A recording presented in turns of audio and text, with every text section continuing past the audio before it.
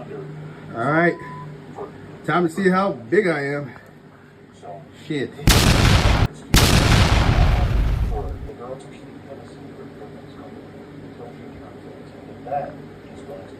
Two. It is hot as hell right now. Oh, time for church. I haven't been to church in so long that I'll probably catch up in flames. But I was raised Christian, so. So guys, I got the Wegovy. Here it is, semaglutide. Back home, got the Wegovy. All right, so I've never done this before. This is 0.25 milligrams. This is what you start off with when you do Wegovy, and then I think you go up to 0.5. You do this once a week for 4 weeks, and then you titrate up. The thing that's important to know is you don't always have to keep moving up. If you're noticing that you're getting certain kind of benefits on a lower dosage, then just stay at that dosage, right? Because the higher you move up, the more likely you are to have certain kind of side effects. So the first thing you gotta do is get one of these alcohol wipes, and gotta be clean, real clean. All right. I just played in the sewer, but you know that should be all right. Get one of these little bad boys out. Show the gut. Look at this. Look at this. Look at this. Gotta clean the area really well. I really hope I don't fuck this up. Right, niece? Yep. She's behind the camera. No. I'll be exposing her soon too. Put the N-word on your arm. What? No, not at all.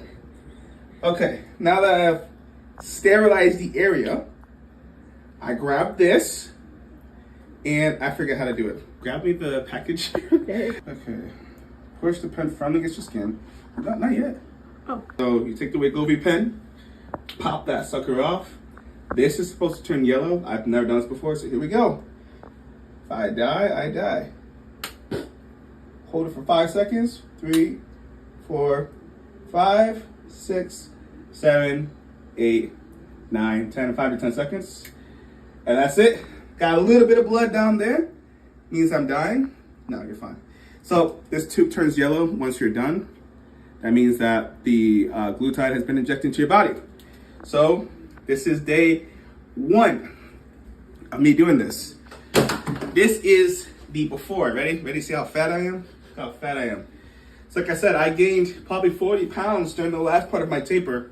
My metabolism slowed down by 22%. How do I know that? Because I did a calorimetry test. A calorimetry test is where you wear a big fishbowl thing on top of your head, measures your respiration. So got the D cups, got the pregnant belly right here. Look at that. Look at that back. Look at that. Look at the legs. Legs are okay. Legs okay. Legs okay. Right. The face a little fat. Right. Get a good look. All right.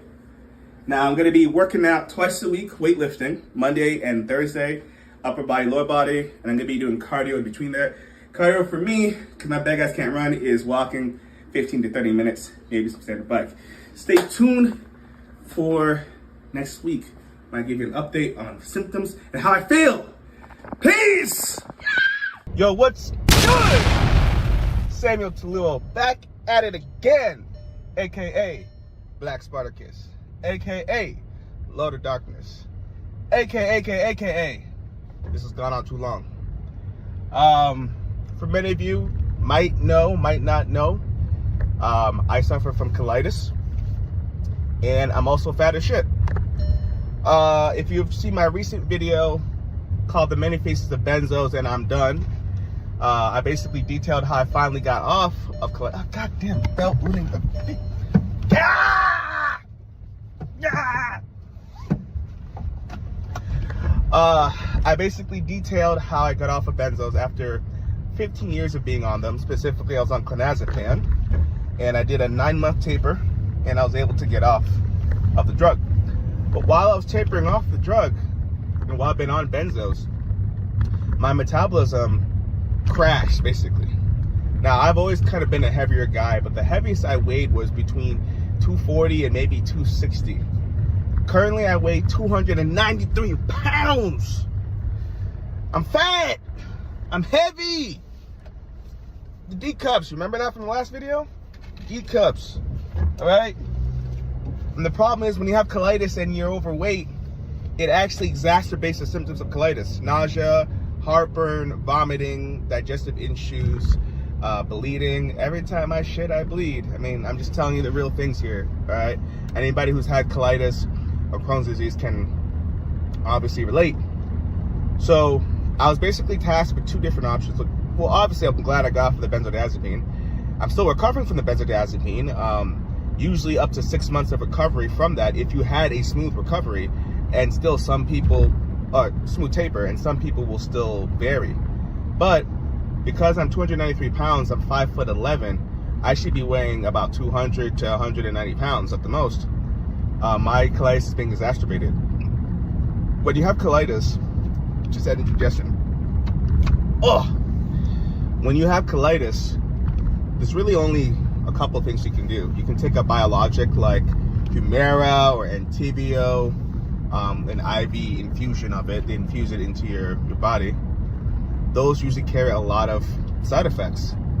And the half-life of those drugs are pretty long. I did Entyvio about 2 years ago.